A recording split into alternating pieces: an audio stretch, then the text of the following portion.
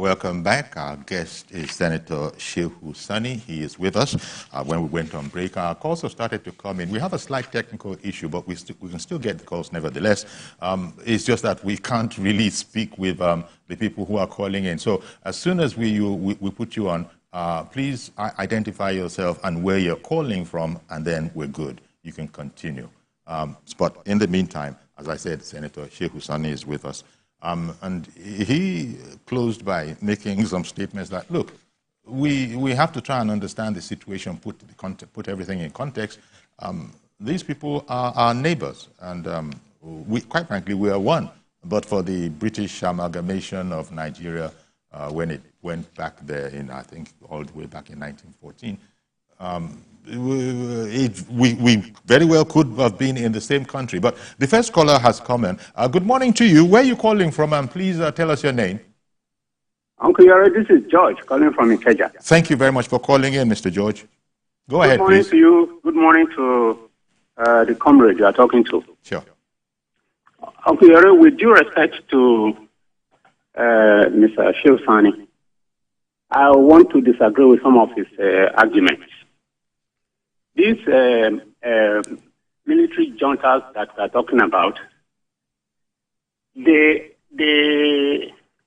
argument is that France had over-dominated them. If that is true, what are they doing with Russia now? We are aware that it is Russia that is coordinating them with also another hidden agenda. I am in total support of a blockade against those military juntas. The reason being that, the time this subject came up, I was of the view, and I'm still of the view, that the first thing the ECOWAS will have done is to expel them and go to the African Union, promote the same idea, to expel them until they return to democracy before they are readmitted. There is an argument now that that what is being done to them will put Nigeria in danger. I don't quite agree with that. Instead, if we allow it to stand, we are putting our own democracy in danger, because the military in our country will think it is something they can do and get away with it, since our neighbors are doing the same thing. If Niger and the rest are not comfortable with their leaders, they should put it to vote and let the people decide. What is the criteria for these military people saying that the people do not like what was it not the same people that elected those leaders they dethroned? So I am not able to buy that argument. The economic aspect of it is not only Nigeria that will lose, it is those countries themselves will also lose. It is an economic block, true, but you cannot have a good economy without a sound democracy. One person will pocket the money and nobody has the right to challenge him. You cannot take him to court. You cannot even criticize him. What kind of economy is that? Okay, Mr. George. Thank you very much for calling in. But Senator Sani, our military has been saying over and over again that, the leadership of our military has been saying over and over again that what Mr. George suggested is simply not on the cards at all. And but you heard him yourself. Your comments, please, on his submission. Yeah. Well, first of all, I have listened to his own line of argument. But what I want to bring his attention to it is that sanctions has never worked in terms of changing governments. And those of us who are in the northern part of the country, we know how it feels to stay by a hostile neighbor. What Nigeria is doing now is like when you have a neighbor that has divorced his wife, then you come and say that any person who is going to be my neighbor must be a married man. You have no right to dictate to them what kind of government they should have. And if you are talking of looting, is money not being looted in Nigeria under democratic? What has happened under Buhari's regime for 8 years? Has it happened in those countries? When central bank became simply a bazaar and a Father Christmas for some persons in government. So that is not the issue. But what I'm saying is that as far as we are concerned, we shouldn't be the policeman of democracy in Africa. We have a lot to address here as far as we are concerned. And if Nigeria attempts to bring the issue of Niger, Mali, and Burkina Faso, African Union, they will simply be disgraced. They will not be expelled. They will not be expelled from the African Union. Because how many countries in Africa are truly democratic? Please, let's tell ourselves the truth. Equatorial Guinea is said to be democratic. The president has been there for 40 years. Cameroon is said to be democratic. The president has been there since 1980. And Congo Brazzaville is for 30 years. They are all in power. Eyadema has died and he's given power to his son in Togo. So please, this is not what you're supposed to do. The president of Ivory Coast, Alassane Ouattara, is in the forefront of instigating that we should go to war to change government in Niger Republic. He is free to go to do that, but not our own country, because we know any war between ECOWAS and this junta is simply between Nigeria and 3 countries. How can we contain that? Okay, one moment, please. Another caller has come on the line. Good morning to you. Please identify yourself and where you're calling from. Yeah, good morning, sir. And then this is Yakub from Dokbemo. Good morning, Yakub. Thank you for calling in. Yeah, thank you very much. And then good morning to Comrade Shehu Sani. I totally agree with Mr. George. And then even though the situation is so dicey, I quite understand the stand of Comrade Shehu Sani. But to me, the issue is this. Yes, Nigeria as it is now, I don't think we can prepare to go to Mali or Niger or Burkina Faso to try to say that I want to change the government of that state, or quote and unquote, even the ECOWAS as a whole. I don't think they have the resources to do that now. Yes, negotiation within these guys, yes, it's welcome idea, but are they ready to listen to anybody? Because the issue is this, they take over the power, maybe all because they were saying that the terrorists are killing their people and all that. Are they able to stop the terrorists being killing their people now? That's another question. Then another question is this. If Niger, that's very close to us there, they are putting threat to Nigerian, quote and unquote, I think Nigerian government should sit tight and make sure that this does not happen to the citizens. And then Shehu Sani said something which I am very happy I remember, that if Nigerian people, they really want to change their government, they should be, he mentioned, if I don't make a mistake, he mentioned that they should be ready to go to jail, they should be ready to take the bull by themselves, and then Nigerians should support them. How do we go to support them? Because we do respect Mr. Shehu Sani, as it is today. Nobody that's ready to go to jail the way you guys did then, because everything has been changed. Because even in Nigeria, God forbid, we can never go back to that kind of era again. If something like that happens, I'm putting it to Comrade Shehu saying, are you ready to take the bull by the way you did after that time? Because the issue is this. Yes, I'm putting it to you, sir. Okay, all right. Mr. Yakub, thank you very much. We got you. Well, Senator, you just heard that viewer say, the time when, people were, the comrades were ready to, confront the situation that they felt was unfair, and if it means incarceration, so be it. Those days are over. He even asked the rhetorical question, today, sir, would you be as forthright as you were back in the day? Maybe you just answer that in passing, because I wanted to come back quickly to the question of combating insurgency, banditry, and kidnapping, and how the present situation is marring that. Well, first of all, I will tell you that conscience is not about age. It's about conviction. It's about beliefs. It's about principle. If you believe in something, you should be able to stand up and fight for it. After all, by the time we were in jail, Wole Soyinka was far ahead of us in age, and we were still fighting.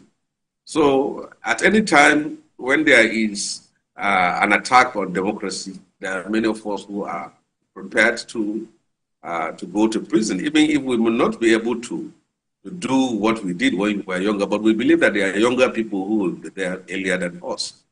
So they have more stronger fighting spirit than we are today, and I think they are still doing it. But that is aside. If we want to keep democracy, sustain democracy in Africa, we need to play the games by play. We have to respect fundamental rights, respect our constitution, organize free, fair, and credible elections, and so on and so forth. You can't be calling yourself civilian government and you end up rigging election, looting the treasury of the country, and then violating fundamental rights of people, and then you call yourself democracy. So many things can happen in that aspect of it. Why we are particular about Niger Republic is the proximity of Niger Republic and the consequences of the collapse of law and order in that country, and the fact that their people are in support of their own military government. Many of their people are in support of their military government. So what do you do? If they are in support of it, there are people who are opposed to it. We can allow ourselves. When Nigeria was under military rule for 20 years, which country launched an armed attack against Nigeria to change over? In fact, many of these Western countries refused even to impose sanctions when many of us were in prison. They refused to impose sanctions on Nigeria. They were still dealing with Abacha and Babangida's government at that very time. So it is the civil society, it's the people of the country that can change their government. It's not us. As for us, we have our own interest. Our own interest is security. How can we continue to work, our own security forces continue to work with the security forces of Niger Republic? If care is not taken, if there is hostility between Nigeria and Niger Republic, a vacuum will be created. All these ISIS, Boko Haram will now be emboldened to continue to escalate their activities. That is why we are concerned. Okay, so let me bring in another caller, Senator. Good morning. Please identify yourself and where you're calling from. Good morning, Uncle Yori. This is Temitope calling from Makuonjo. Good morning, sir. Thank you for calling in, Temitope. Go ahead, please. Yes, sir. Yes, sir, Uncle Yori. The challenge about Niger, Mali, Burkina Faso withdrawal from ECOWAS, we want to actually say that if they are ready to go, they should try it out. Nigeria, they have been the beneficiary of the largesse and the resources of Nigeria over time. Nigeria has fully funded the multinational joint task force due to the insurgency and the upheaval in the Sahel region, which has come at a cost. Those money could have used for personal development, our education, and in our health sectors. So if they choose to opt out, I believe we should call it their bluff. So they should go on their own. Let's use this money to secure our borders. Okay. We already want to, what the activist Senator Shehu Sani is saying, like the few callers said, in these days we are protesting, we are dancing, we are singing. It was not like that in their days. So are we saying if there's military takeover in Nigeria, we welcome it with negotiation and all the like?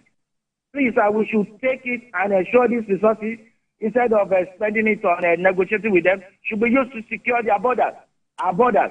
Well, okay, because I was going to ask, the senator just made the point about instability or unfriendliness from Niger, or a lack of cordial relations between us and Niger, would have its effect on our security. Temitope, okay, you're gone. Okay, yeah. Yes, did you catch that point that the senator made? It's about the instability. We have put so much resources in ensuring these are neighbors, even in our fight against Boko Haram. Most of these hide and seek from Cameroon and neighboring borders, we knew how they contributed to where we got to where we are. Okay. It's about the instability. So we should take a firm stand. If they don't want to embrace democracy, then we should stop funding them, funding multinational joint task force that is to their benefit. They have easy access to our region to sell their cattle, their wares, their farm produce. So then why will we? All right then. Thank you very much, Temitope. Well, I can imagine almost your response to that, Senator, because you've encapsulated in what you said there earlier. But Temitope there is saying that let them go if they want to go. That's not quite the way these things work. Well, you see, what we are trying to do by imposing sanctions on them is we are teaching them to be independent of us. And I don't think at the long term it's of our own. We need to understand this. Chad, Cameroon, and Niger don't have a Boko Haram problem. It is our problem. It is Nigeria's problem that spreads to their country. So we are the ones that spread the cancer of our own problem to their country. And now they are helping us to fight the terrorists. And even sometimes even incurring into our own borders. Now look at it from that point of view. Secondly, there are no Nigerian refugees in Nigeria. There are Nigerian refugees in Niger Republic, which shows that it is our own problem. There are no Chadian refugees in Nigeria. There are Nigerian refugees in Chad, which shows it is our own problem. We can't secure our country alone if we don't work in tandem, if we don't cooperate with our neighbors. It's not possible. And we can learn from them. If you kidnap any person in Chad, it will take 24 to 48 hours before they got to the terrorists or the kidnapper. There's something in Niger. There's something in northern part of Cameroon. But in Nigeria, it's not the case. We need the support of this country. If they are having a military government, that is not our government. Military, I don't think military will take over Nigeria as of this time here. We have gone far beyond that. I pray so. But if they have that problem, we can say, okay, but on issues of security, let's work together. And it is give and take. We can't cut electricity supply to Niger Republic and say that will make their government, their people to overthrow their government. Pressures in countries, this kind of sanction, rather garner more support from their people. It doesn't push the people away from the government. We should know. Europe is far away from Niger. We are not far away from it. If there is a breakdown of law and order in Niger, it will affect us. Look at what happened in Sudan. So all what I'm saying is that let's continue to engage them. It is for our own interest. Okay. It is in the interest of our own security of our country. Indeed. Katsina State in the front line, Jigawa in the front line, Sokoto and Zamfara are all in the front line. How can we sacrifice our people simply because those people have overthrown the government of their country? Their people should be able to restore democracy if they want. And if they want their military rule, let them continue to have it. But it's not our problem. It's the security of our country. And let's deal with them on that aspect. All right, Senator. But I have just less than 2 minutes left. So let me just interrogate that last point that you made, that if they want a military regime, let them have it. That goes against the whole ethos of ECOWAS as enunciated by President Tinubu when this whole palaver started. He was adamant there, and most African countries seem to say that we're tired of democracy. We're tired of military regimes, a lack of democracy. Africa has to move forward. You can't continue. Democracy might have its flaws, but there's nothing quite as good as it, and so let's work at that. I think it was in that light that President Tinubu had said at the time that there is absolutely no alternative to democracy, and we weren't going to let it stand. Now, it might not have worked out exactly the way we might have thought, now that Burkina Faso, Mali, and Niger are digging in. But how do you see this ending against the backdrop of ECOWAS has immediately responded that we have not been formally notified of the exit of these brother countries, and that they favor a negotiation approach? Are you optimistic that we can talk around this and get back on track as one big African family? Well, you see, President Tinubu is right. He's the chairman of ECOWAS, and as a chairman, you need to speak based on the laid down rules, the template as for the organization which you are heading. And he has spoken about that. But let's come to reality now. What is ECOWAS? ECOWAS is simply Nigeria. We fund about 80% or 70% of the budget of ECOWAS. All what I'm saying is that in the event of any military confrontation or breakdown of one order, it will be Nigeria versus the three countries, Togo, Cote d'Ivoire, all those Guinea, Conakry, and whatever. What do they have? We had the experience in the 90s. What happened in Liberia? The West promised to help Nigeria to be able to restore order in Liberia and Sierra Leone. They left us to foot the bill. The former chief of defense staff said Nigeria spent about $7 billion, which the money was never refunded. 80% of those killed were Nigerian soldiers. So don't listen to those who wants you to go hawkish and go into military confrontation. Okay. If any of those so-called champions of democracy wants to restore democracy, they should do it. For us, the security of our own country is what matters most. We've got to leave it there. Senator, thank you very much for making time for us this morning. We've got to leave it there. We've taken the perspectives of Senator Shehu Sani. This is a story that, as you can imagine, is only just beginning, so this can't be the end of it. We'll also take a look at other perspectives as the week wears on. Thank you very much for being with us this morning, Senator Shehu Sani, once again. That's our program today. Please join us tomorrow for a fresh edition. I am Yori Folare. Bye-bye for now.